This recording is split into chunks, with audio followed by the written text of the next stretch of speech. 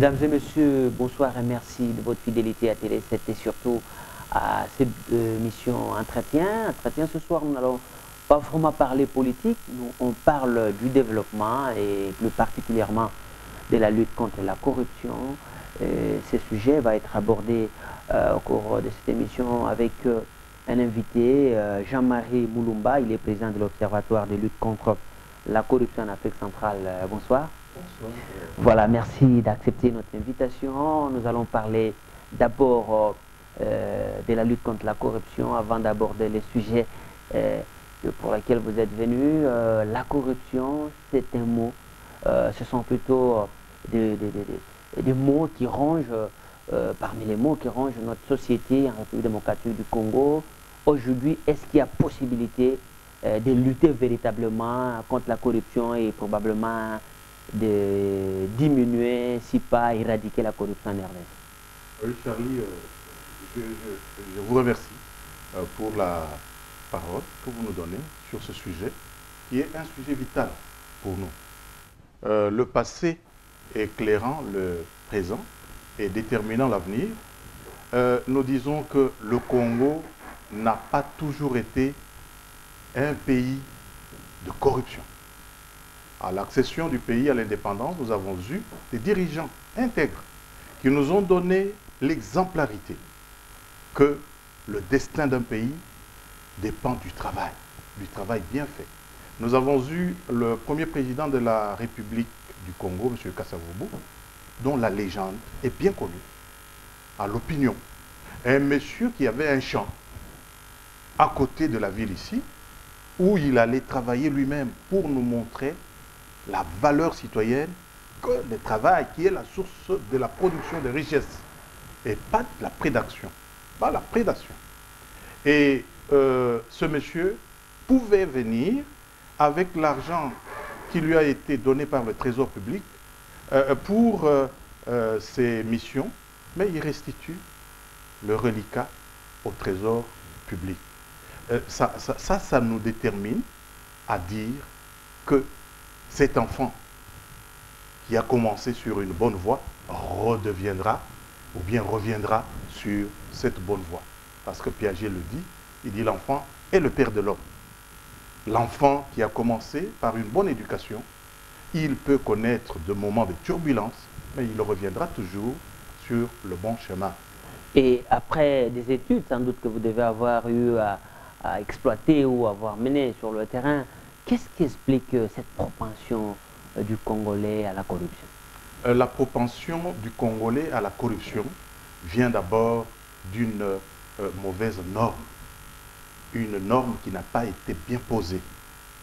Et cette norme, nous la voyons par exemple sur le plan pédagogique. L'éducation est pour beaucoup dans la pose de cette norme.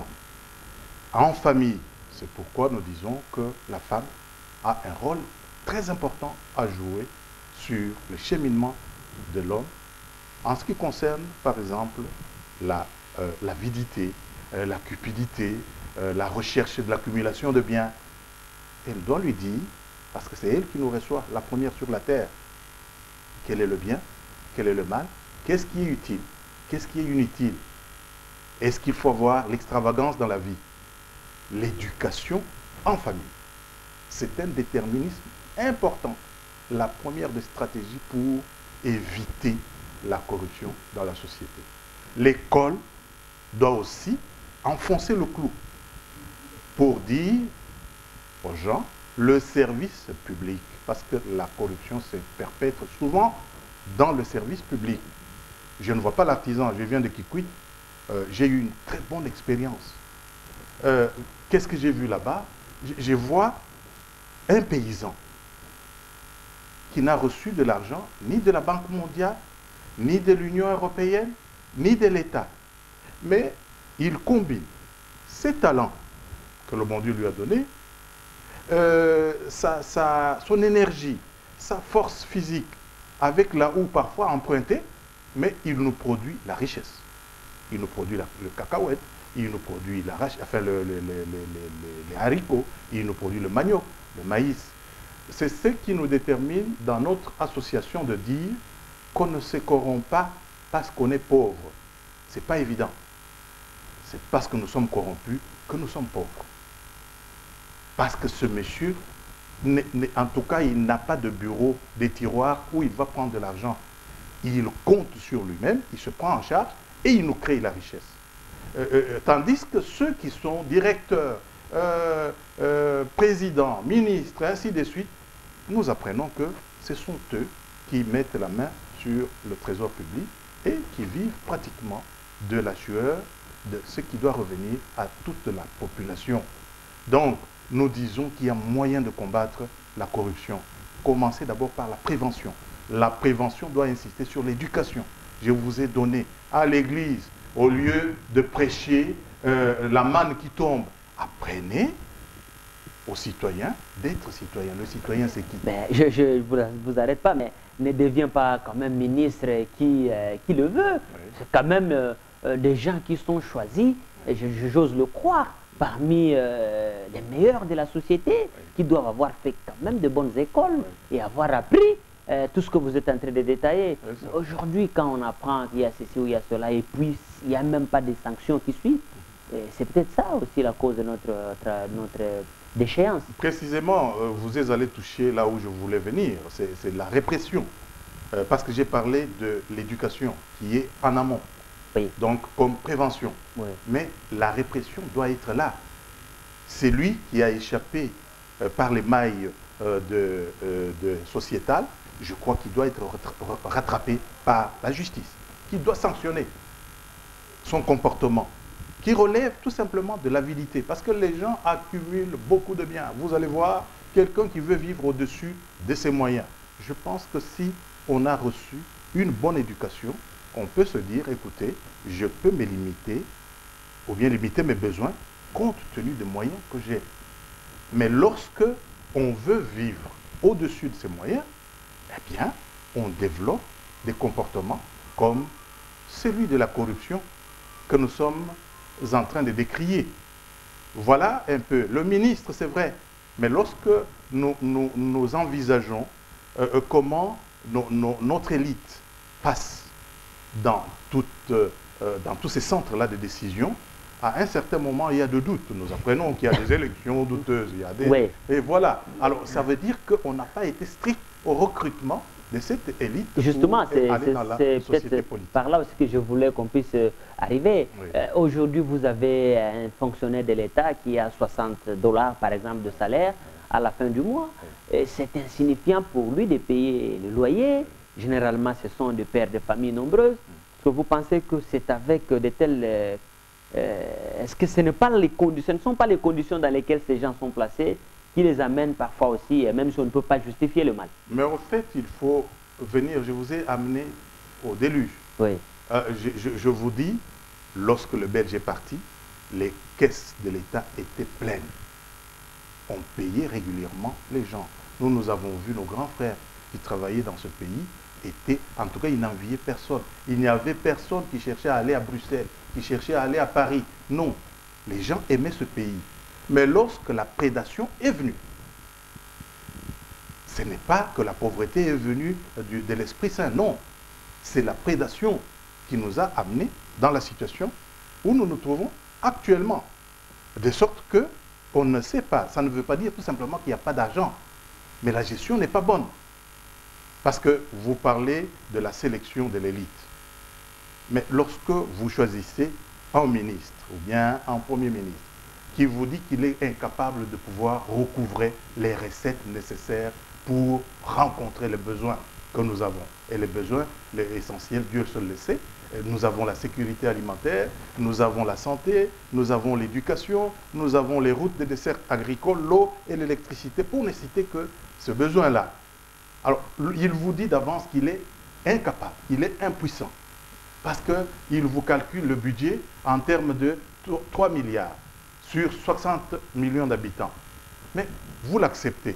Eh bien, les peuples n'ont des dirigeants que ceux qu'ils méritent. Alors, lorsque vous acceptez un tel homme, il va vous amener à quoi? Il va vous amener à une politique qui n'a pas de moyens de sa réalisation, de sa concrétisation. Très bien. Alors, votre organisation travaille maintenant dans un projet d'encadrement de conducteurs de moto, taxi-moto. Oui, oui. Qu'est-ce que c'est ce projet?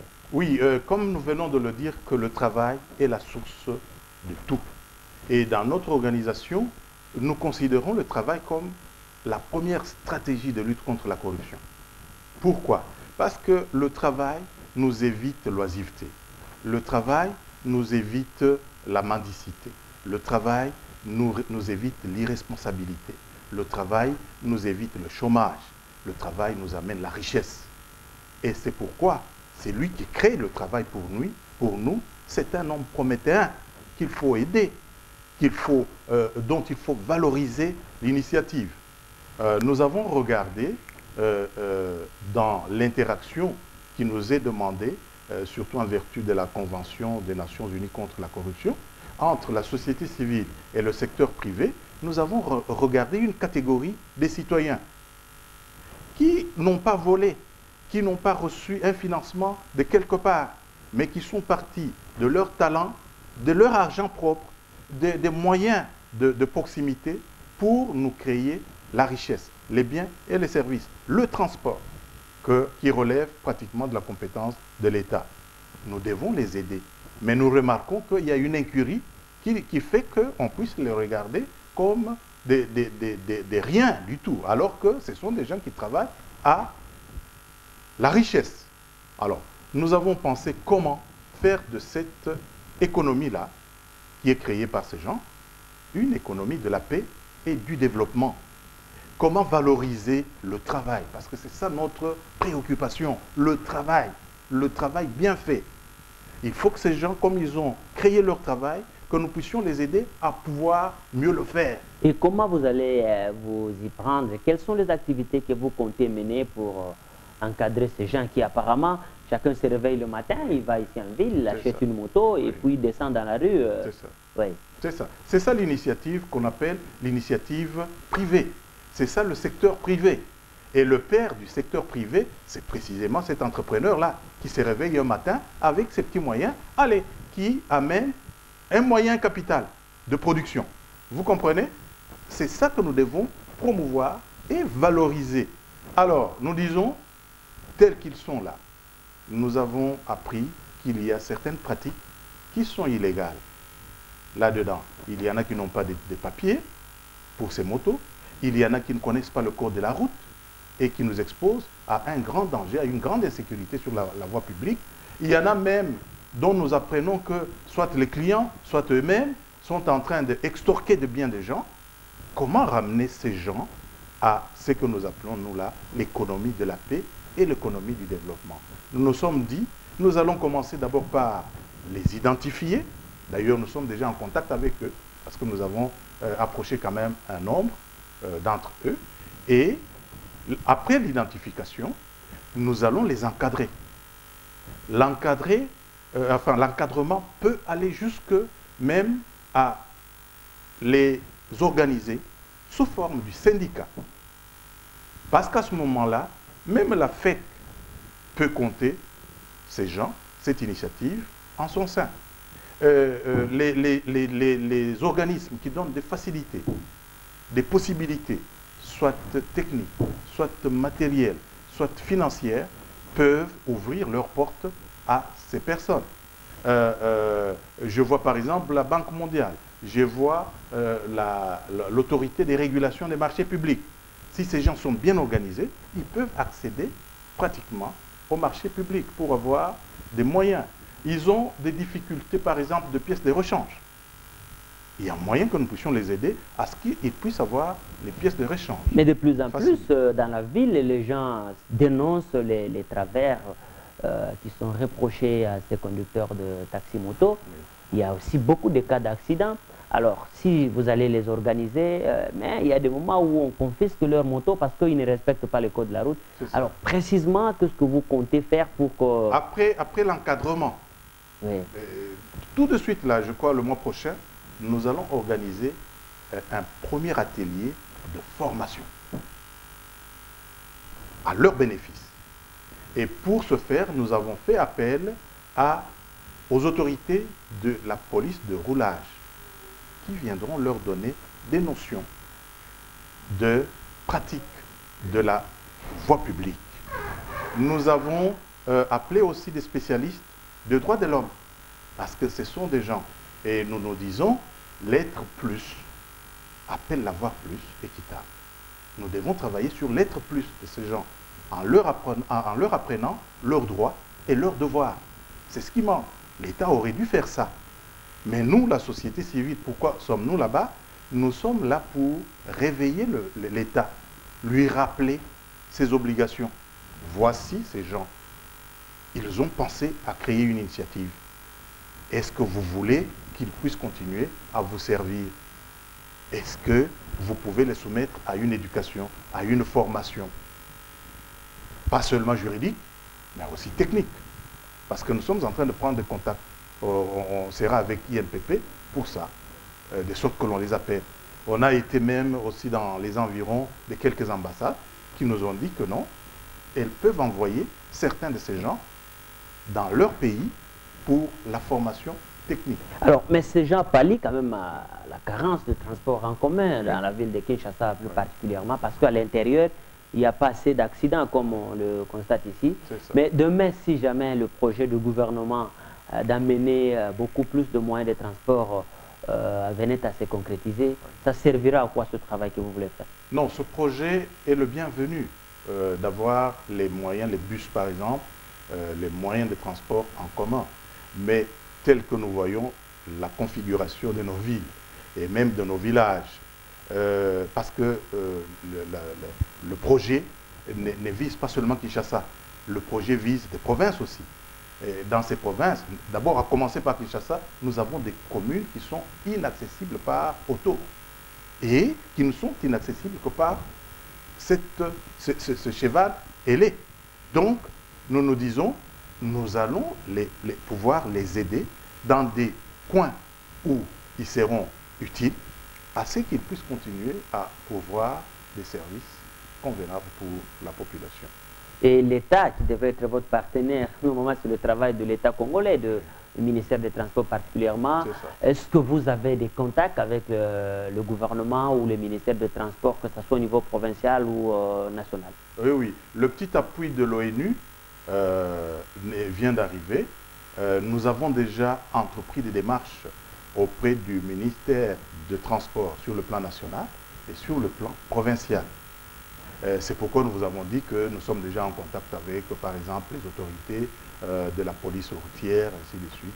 Donc, nous allons contacter toutes les parties prenantes dans ce projet pour qu'elles puissent nous aider à sa réussite.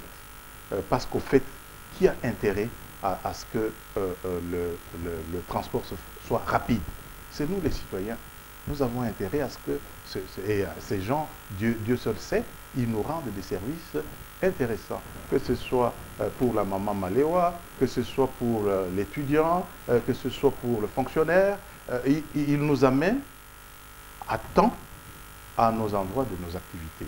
Donc, nous voulons, depuis que l'OLCAT est créé, son principe premier, c'est de travailler avec nos gouvernants. Parce qu'on se dit, aider l'État à éradiquer la corruption, c'est le renforcer.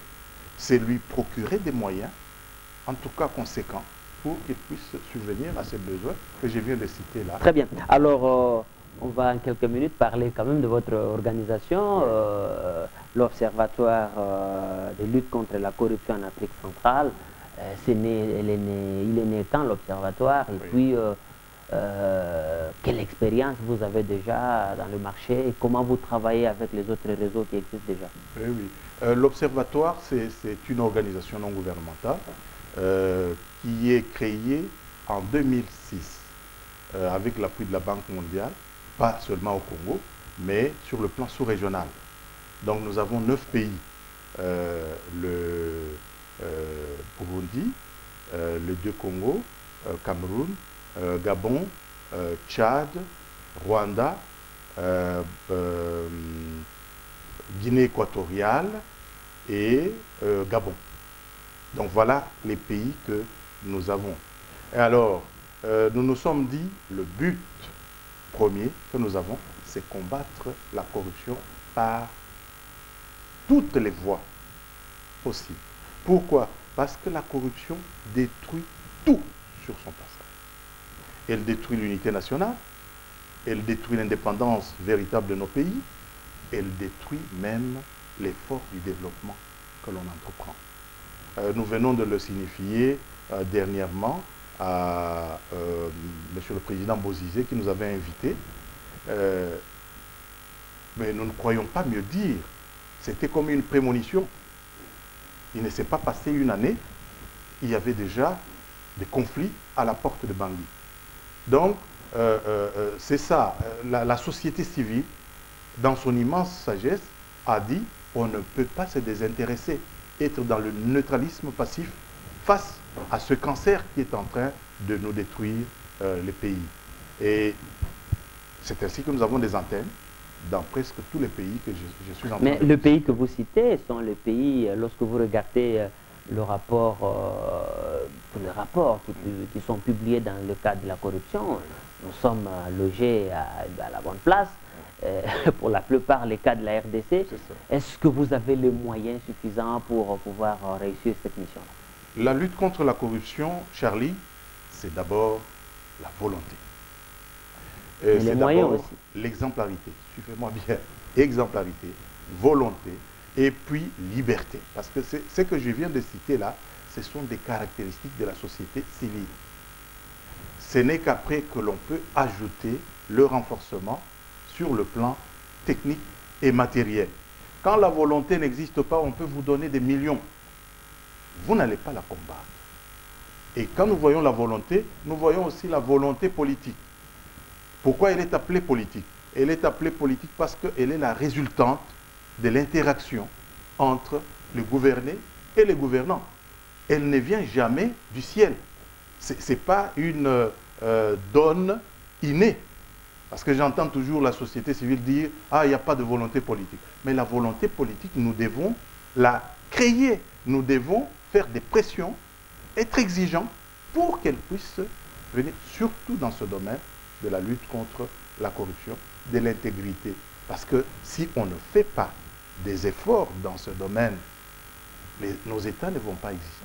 Ah oui, concrètement, par exemple, lorsque vous avez un cas de corruption avérée, qu'est-ce que vous faites? Vous saisissez les juridictions? Qu'est-ce que vous faites exactement? Lorsque nous avons des cas de corruption avérés, parce que vous avez posé la question, qu'est-ce que vous faites réellement?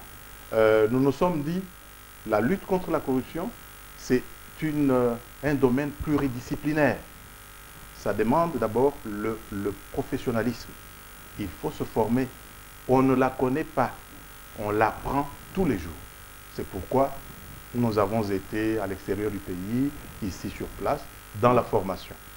Maintenant, nous avons assez de force parce que nous avons créé des synergies, que ce soit ici au Congo, que ce soit à travers l'Afrique. Ça constitue aussi le renforcement de notre capacité institutionnelle, de sorte que nous pouvons aborder des thématiques aussi importantes que, par exemple, l'interaction entre la société civile et le secteur privé, la collecte sur les infractions de corruption et pourquoi pas même le recouvrement des avoirs, parce que je reviens de Vienne où j'ai été invité en tant qu'OLCAP pour subir la formation sur la Convention des Nations Unies contre la lutte contre la corruption et son processus d'exécution dans chaque pays membre ou bien partie prenante de la Convention. Et là, nous avons posé le problème de la thématique du recouvrement des avoirs, c'est-à-dire les biens mal acquis. Voilà des thématiques beaucoup plus élaborées auxquelles nous allons nous adonner pendant tout ce temps. Et nous avons besoin de vous, les chevaliers de la pluie, nous avons besoin de la famille, comme nous l'avons dit, nous avons besoin de l'école, nous avons besoin des églises, nous avons besoin des ONG pour ce travail, parce qu'à l'OLCAP, nous disons, ce que nous ne pouvons pas seuls, nous le pouvons tous contre la corruption. Alors, quels sont vos rapports avec des réseaux comme l'ICOCO et les autres?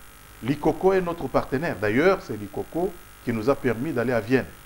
Donc, nous sommes en partenariat, oui, ouais. nous sommes en réseau avec l'ICOCO, avec qui nous avons mis d'ailleurs en place du temps de ministre Lozolo, qui était vraiment notre interlocuteur valable du côté du gouvernement.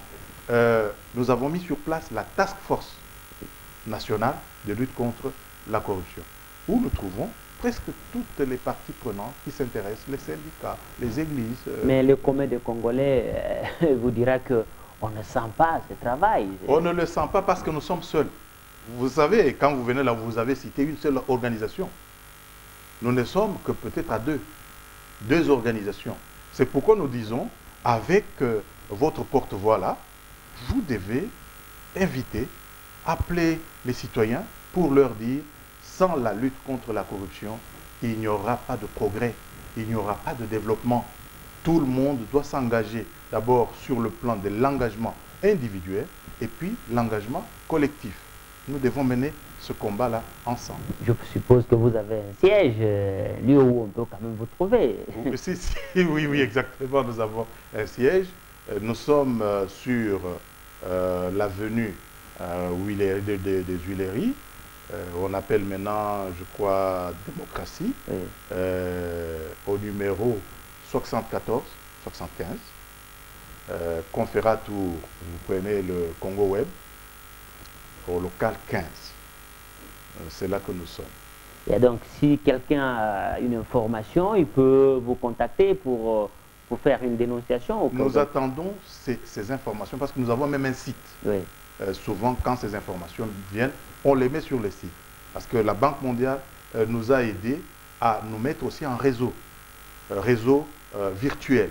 Nous avons par exemple le réseau GAC qui unit pas seulement la société civile de l'Afrique centrale, mais qui nous unit aussi avec la société civile de l'Afrique de l'Ouest, le francophone.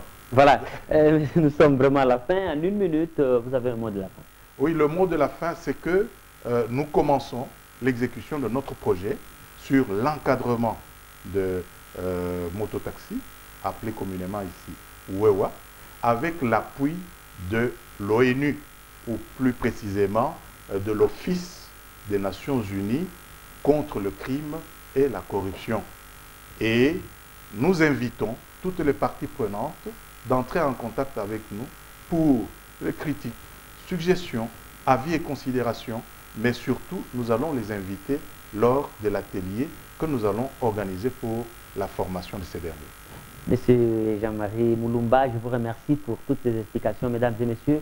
C'est la fin de cet entretien. Merci de l'avoir suivi. Le prochain numéro, c'est déjà pour bientôt, mais dans l'entretemps, restez avec nous sur Télé 7. Au revoir. Au revoir. Merci.